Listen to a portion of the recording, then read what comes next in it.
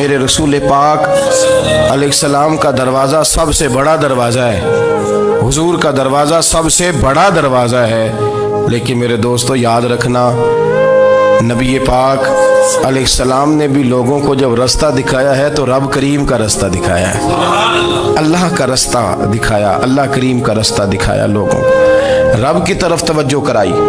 میرے رسول کریم سید عالم صلی اللہ تعالی علیہ وسلم نے لوگوں کی اللہ کی جانب توجہ کرائی اور لوگوں سے یہ کہا کہ وہ اپنے رب کریم کی جانب اپنا ذہن رکھیں، اپنی توجہ اپنے اللہ کی جانب مبذول کریں۔ میری بات کو اچھے طریقے سے سمجھیے گا، علم اللہ تبارک و تعالی عطا کرتا ہے تو اسے اللہ کی عطا ہی سمجھنا چاہیے۔ کچھ لوگوں کے پاس علم ہوتا ہے پر علم نافع نہیں ہوتا، وہ ٹامک ٹونجا مارتے رہتے ہیں ساری زندگی۔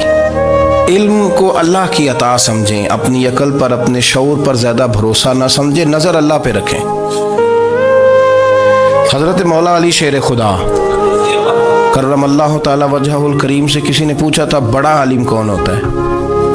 ہمارے ہاں تو اب وہ والے عالم پائے جاتے ہیں نا اللہ ماشاءاللہ، جو ممبر پہ بیٹھتے ہیں تو دعوے دعوے، ممبر پہ بیٹھتے ہیں تو دعوے دعوے، اس طرح کے عالم ہمارے ہاں پائے جاتے ہیں۔ وہ ہر بات میں دعویٰ کرتے ہیں، میں یہ کر دوں گا، میں وہ کر دوں گا۔ یہ مزاج علماء کا نہیں۔ حضرت علی المرتضیٰ سے کسی نے پوچھا بڑا عالم کون ہوتا ہے؟ فرمایا بڑا عالم وہ ہوتا ہے کہ جسے مسئلے کا پتہ نہ ہو تو وہ کہہ دے مجھے نہیں پتا، میں پتہ کر کے بتاؤں گا، غلط بات بیان نہ کرے۔ امام مالک سے کسی نے کوئی مسئلہ پوچھا تو آپ فرمانے لگے مجھے اس سوال کا جواب نہیں آتا۔ ہمارے بزرگ سمجھاتے کیا ہے؟ وہ کہنے لگا آپ اتنے بڑے امام ہیں تو اس سوال کا جواب نہیں آتا۔ فرمانے لگے اگر مجھے ہر سوال کا جواب آتا پھر تو میں خدا ہوتا، مجھے ہر سوال کا جواب نہیں آتا، مجھے تو اتنا آتا ہے جتنا میرے رب نے مجھے عطا کر دیا ہے۔ اپنی نظر اللہ پہ رکھیں، نکل آئیں اس معمے سے باہر کہ میں کوئی بلا ہوں، مجھے بڑا پتہ ہے، میرے پاس 6 ڈگریاں ہیں، مجھے 10 جگہ پہ تدریس کا شغف حاصل ہے، اس سے نکلیں باہر۔ قرآن مجید دیکھیے گا، اللہ تعالیٰ نے ارادہ قدرت فرمایا کہ میں حضرت آدم کو بناؤں گا، پھر بنانے کے بعد فرمایا فرشتوں سجدہ کرو آدم کو، سب نے سجدہ کیا الا ابلیس ابا واستکبر وکان من الکافرین، سب نے سجدہ کیا سوائے ابلیس کے، اس نے انکار بھی کیا، تکبر بھی کیا اور کافروں میں سے ہو گیا۔ تو یہ جب اللہ تعالیٰ نے سجدہ کرایا تو کیسے کرایا؟ اللہ تبارک و تعالیٰ نے نا حضرت آدم کو علم سکھایا خود، وعلم آدم الاسماء کلہا، خود اللہ فرماتے ہیں کہ میں نے جناب آدم علیہ السلام کو تمام اشیاء کے نام سکھائے، سب اشیاء کے نام سکھائے۔ تو وہ چیزیں پھر میں نے نا، اللہ فرماتے ہیں میں نے فرشتوں پہ پیش کی، میں نے کہا کہ بتاؤ ان کے نام کیا ہے، تو فرشتوں نے جو جواب دیا وہ سمجھنے والا ہے۔ اللہ نے چونکہ خود علم سکھایا تھا حضرت آدم کو، جناب آدم سکھایا تھا، لیکن فرشتوں کو نہیں سکھایا تھا۔ تو اللہ کریم نے فرمایا فرشتوں اب یہ بتاؤ ان چیزوں کے نام کیا ہیں؟ تو فرشتے کیا کہتے ہیں؟ فرشتے عرض کرتے ہیں قالوا سبحانک لا علم لنا۔ آپ کبھی یقین کریں اس چیز کی لذت لے تو مزہ آ جائے۔ کہا قالوا سبحانک، کہنے لگے تو پاک ہے، قالوا سبحانک، کہنے لگے تو بھئی آدم علیہ السلام کو نام سکھا لیے، پھر فرشتوں کے سامنے وہ چیزیں پیش کر کے کہا ان چیزوں کے نام بتاؤ، تو فرشتے کیا کہتے ہیں؟ کہتے ہیں قالوا سبحانک، تو پاک ہے، لا علم لنا، ہمارے پاس کوئی علم نہیں، الا ما علمتنا، ہمیں تو اتنا پتہ ہے جتنا تو نے ہمیں سکھا دیا، ہمیں تو اتنا پتہ ہے جتنا تو نے ہمیں، لا علم لنا، ہمارے پاس کوئی علم نہیں ہے، اتنا ہی پتہ ہے جتنا تو نے ہمیں سکھا دیا ہے، اس سے زیادہ ہمارے پاس علم۔ اور یہ کیوں تو نے ہمیں جتنا سکھایا اتنا پتہ ہے؟ فرشتے یہ نہیں کہتے یا اللہ تو زیادہ سکھا، آدم کو دیا تو ہمیں بھی دے، یہ نہیں فرمایا، فرمایا انک انت العلیم الحکیم، اے اللہ تو علم والا بھی ہے اور حکمت والا بھی ہے، تجھے پتہ ہے کس کو کتنا دینا ہے، جتنا تو نے مناسب سمجھا جناب آدم کو دیا، اور جتنا تو نے بہتر سمجھا وہ تو نے ہمیں عطا فرمایا۔ تو اگر آپ کے پاس علم ہے، کہیں نالج ہے، تو اس کو اللہ کی عطا سمجھے۔ ہمارے ہاں بہت سارے لوگ بن کے بیٹھ جاتے ہیں، میں اکثر کہتا ہوں کہ پھر وہ دعوے کرتے ہیں میرے علاقے والے جاہل ہیں، میرے شہر والے جاہل ہیں، میرے خاندان والے پڑھے نہیں. یہ آپ کا دعویٰ ہے، یہ آپ کو خراب کر دے گا. ہم نے بہت سارے ایسے لوگ دیکھے جو بہت بڑے عالم تھے، لیکن اللہ جب لینے پہ آیا تو عقل ہی لے گیا، شعور ہی چلا گیا، حافظے ختم ہو گئے. آپ دیکھتے ہیں بڑھاپے میں کچھ لوگ ایسے ہوتے ہیں کہ جن کو یہ بھی یاد نہیں رہتا کہ میرا نام کیا ہے، میں کہاں ہوں، مجھے کدھر جانا ہے. تو اس وقت سے اللہ کی پناہ مانگیں اور اپنی نظر اپنے رب کریم کی جانب رکھیں، اللہ کی جانب اپنی نظر کو مبذول رکھیں. دوسری بات، علم کے بعد ایک چیز آتی ہے جس کا نام ہے ہدایت،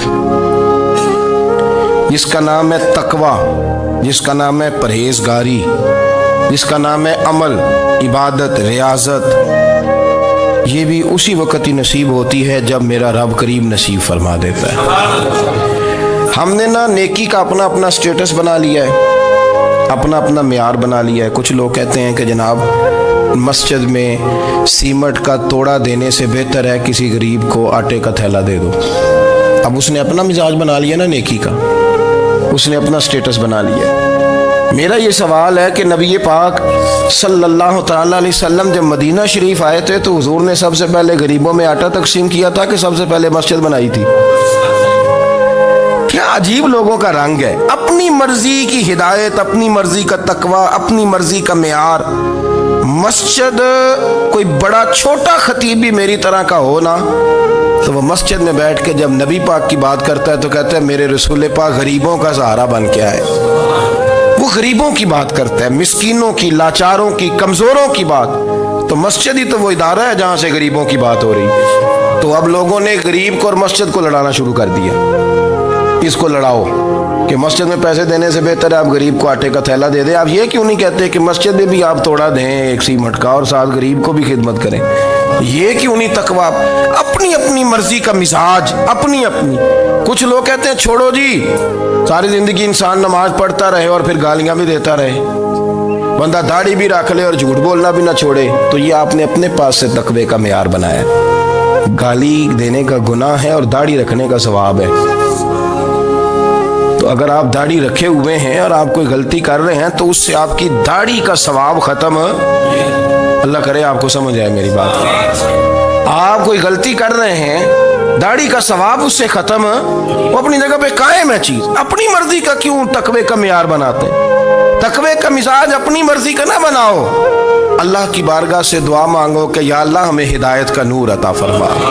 اللہ تو ہمیں رستہ دکھا، تو بتا کہ ہدایت کیا ہے. تو رب فرماتا ہے اللہ ولی الذین آمنوا، اللہ مومنوں کا مددگار ہے. یخرجہم من الظلمات الی النور، وہ انہیں اندھیروں سے نکالتا ہے اور نور کی طرف روشنی عطا فرماتا ہے.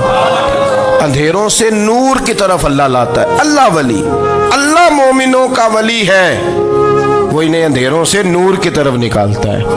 ہدایت ہمیشہ اللہ کی طرف سے سمجھے. جب وہ نماز کی توفیق دیتا ہے تو اپنے فضل سے دیتا ہے، جب وہ ذکر کی توفیق دیتا ہے تو اپنے فضل سے. ہم سمجھتے ہو جی فلانا نہیں پڑھ رہا بڑا بیوقوف ہے، فلانا نہیں پڑھ رہا، تو تم کیا اپنی عقل کے زور پہ پڑھ رہا ہے؟ میں جی اللہ کے فضل سے 2 سپارے پڑھتا ہوں، تو کس پہ احسان کرتے تو 2 سپارے پڑھ کے رویا کر کہ اگر مالک تو بڑا قریب نہیں. بڑے لوگ ہیں جن کو پورا قرآن حفظ ہے پر انہیں پڑھنے کی توفیق نہیں، تو انہیں فضل کیا اور مجھے توفیق دے دی ہے پڑھنے. رویا کر، پڑھ کے رویا کر. راتی ساری کر کر زاری، وہ نیند اکھاں تھی توندے تے فجرے اوہی گناہگار کہاون سب تو نیوے ہوندے. مہربانی کریں، ڈریں، نیکی کریں تو پھر ڈریں، پھر احساس پیدا کریں، پھر اپنے اندر وہ کمزوری لائیں کہ توبہ توبہ مجھے تو پتہ ہی نہیں، تو جانتا ہی نہیں. حضرت سیدنا امام اعظم ابو حنیفہ رحمۃ اللہ تعالی علیہ کے ساتھ ایک شخص کہتا میں نے نماز پڑھی تو عشاء کی نماز تھی. یہ جو لوگ بڑے ہوتے ہیں نا، ان کے پیار کرنے والے بڑے ہوتے ہیں، ان کے گرد خوف بھی بڑا ہی ہوتا ہے، انہیں بڑا ڈر لگتا ہے، بڑی بعض اوقات آزمائش ہوتی ہے ان کی. عشاء کی نماز کہتے پڑھی تو امام صاحب نے نا عشاء کی نماز میں تلاوت کی آیتیں فَمَن يَعْمَلْ مِثْقَالَ ذَرَّةٍ خَيْرًا يَرَهُ وَمَن يَعْمَلْ مِثْقَالَ ذَرَّةٍ شَرًّا يَرَهُ فرمایا جو ذرہ برابر خیر کرے گا وہ بھی قیامت میں دیکھے گا، اور جو ذرہ برابر شر کرے گا وہ بھی قیامت میں اس شر کو دیکھے گا، اس کے سامنے آئے گا۔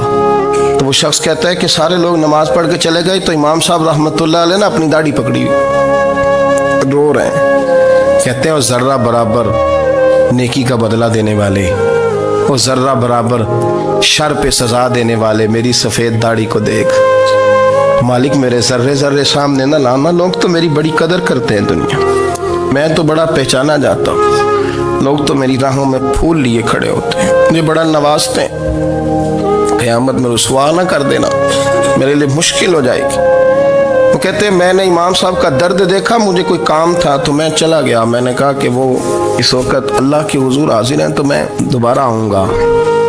کہتے ہیں میں تہجد کا وقت آیا تو امام صاحب وہیں بیٹھے تھے اور ان کی داڑھی آنسوؤں سے بھری ہوئی تھی اور زور سے داڑھی پکڑی ہوئی، کہنے لگے مالک رسوا نہ کر دیں، قیامت میں رسوا نہ کر دیں۔ یار جو ہدایت یافتہ لوگ تھے وہ تو ڈرے ہوئے تھے، وہ تو سہمے ہوئے تھے، وہ تو کہتے تھے یہ اس کا فضل نہیں، اس نے بلا لیا، یہ اس کا کرم نہیں۔ حضرت بایزید بستامی کسی کافر کو دیکھتے تو رو پڑتے، کہتے مالک تو کتنا قریب ہے، یہ بے ایمان رہ گیا، تو نے اپنے فضل سے مجھے اپنے نبی کا غلام بنا لیا، وہ رو پڑتے۔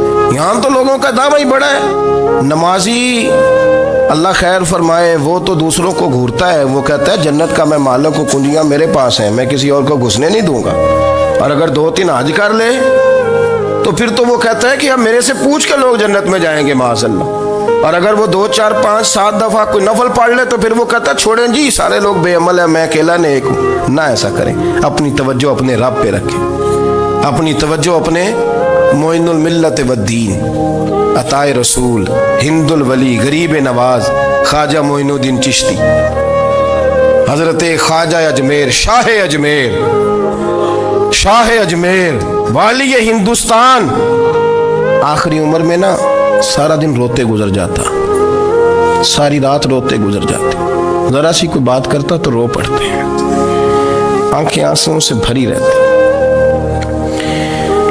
کئی دفعہ آپ نے بھی پریشان ہو جاتے ہیں نا کہ یار تو ایک بات کی جان ہی نہیں چھوڑ رہا، تو خواجہ قطب الدین صاحب بختیار کاکی سے لوگوں نے کہا کہ آپ مرشد سے بات کریں، اتنا بھی تو نہیں نہ رونا چاہیے، ہر وقت اس کے آنسو کی کریے، عاشق دا کام ہی رونا تونا، تبھی نہ رویوں نہیں منظوری، یہ عاشق سدا ہی روندا رہندا ہے، پاویں وصل ہوئے تے پاویں دوری، ہر وقت رونے کا کیا مطلب ہے؟ تو خواجہ قطب صاحب کہتے ہیں میں قریب گیا تو میں نے پیر دبائے، میں نے کہا سونیا لوگ تو کچھ بھی نہیں کرتے، تو نے تو کمال کر دیا، 90 لاکھ آدمی مسلمان کر دیا، دنیا کچھ نہیں کرتی، تو نے 50 سال ساری رات مصلے پہ بیٹھ کے رب راضی کیا، تو شہزادہ تھا، حضور کی اولاد تھا، لیکن معین الدین تیرا ایک پلاٹ بھی نہیں، تو نے طالب علم پالے، انہیں غریبوں کو دیا، انہیں نوازا، کوئی شے نہیں تیرے پاس، ہر چیز تو نے، ساری رات روتے ہو،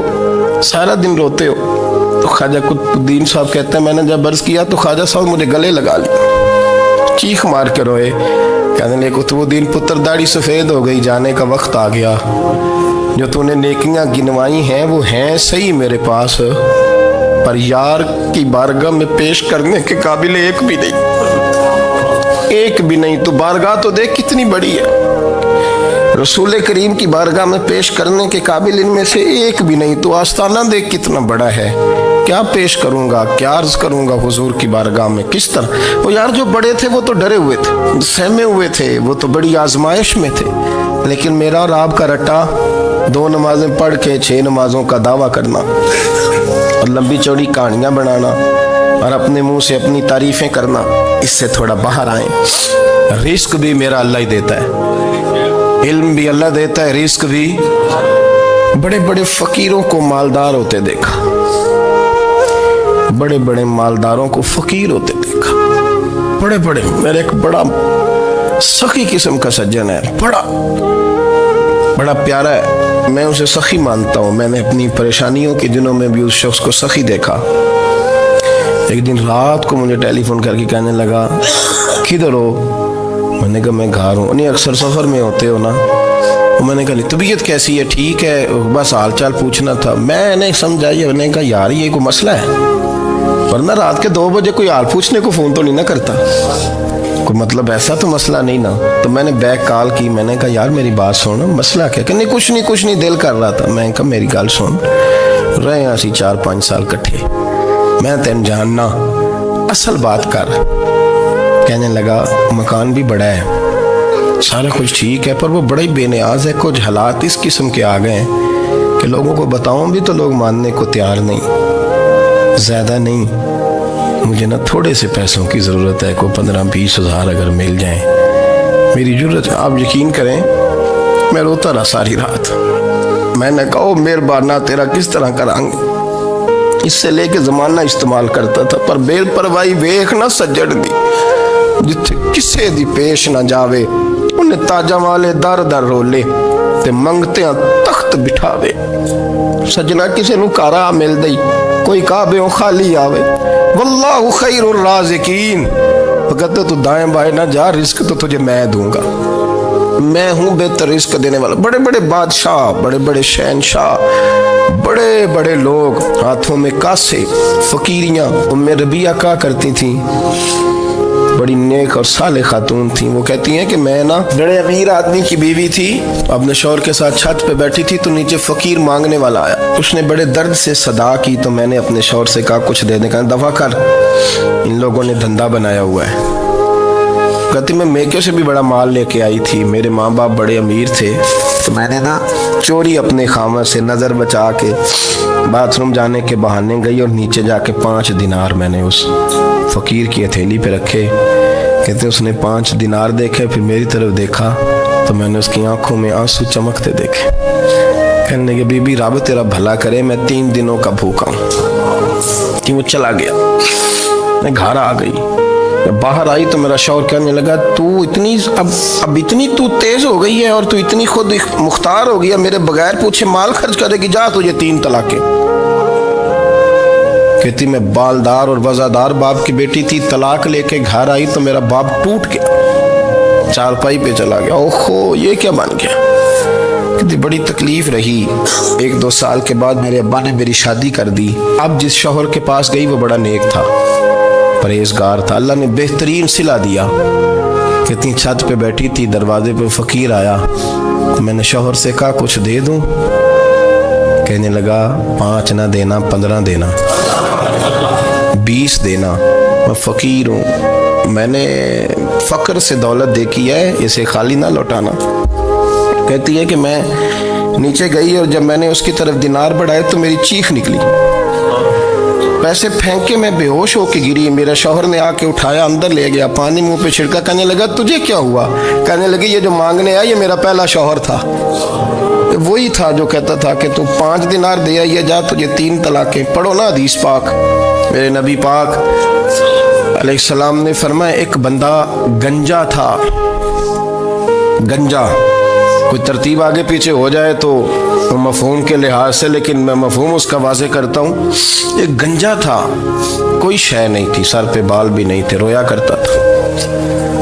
अल्लाह ताला ने फरिश्ते को भेजा, तुझे क्या चाहिए? तो कहने लगा बाल आ जाए और थोड़ा माल आ जाए। फरिश्ते ने हाथ फेरा तो बाल भी आ गए, तो बकरियां भी आ गईं, लाइनें लग गईं, माल ही माल हो गया। दूसरे के पास गया, वो कोड़ा था, उसको जाके कहा क्या चाहिए? कहने लगा शिफा हो जाए और कुछ अल्लाह ताला आसानी कर दे। शिफा भी हो गई, गायें भी दे दी, भैंसें भी दे दी, माल ही माल हो गई। फिर एक के पास गया, वो अंधा था, तुझे क्या चाहिए? उसने कहा आंखें मिलने और कुछ साथ अल्लाह माल दे दे। ऊँट ही ऊँट हो गए। जब बड़ा नवाज दिया तो फिर मालिक ने इम्तिहान लेने का इरादा किया। यारी तेरी सोना है पर आजमाइशां भी तेरियां अग, आजमाइशां तेरियां, सही कह रहा हूँ, आजमाइशां तेरियां, यारी तेरी सोना है पर आजमाइशां तेरियां, ये सोना परखिया जामदा ही पहलो ना लगा दे लग। अल्लाह ने फरमाया आजमाइश करो। सबसे पहले गंजे के पास आए, उसे कहा अल्लाह के रास्ते में कुछ देखा नहीं लगा, मेरे खर्चे ही बड़े, देखो तो सही कितनी मुश्किल में वक्त गुजारता हूँ, हाल ही कोई नहीं। तो उसने कहा मैंने तो सुना है तू गंजा और भूखा नंगा था। कहने लगा मैं तो जल्दी पुश्ती रही से आज़म हूँ, तुझे किस पागल ने कहा है भाग जा? उसने कहा अच्छा जैसे तू था वैसे ही हो जाए। खेत खलियान उजड़ गए, फिर से गंजा हो गया।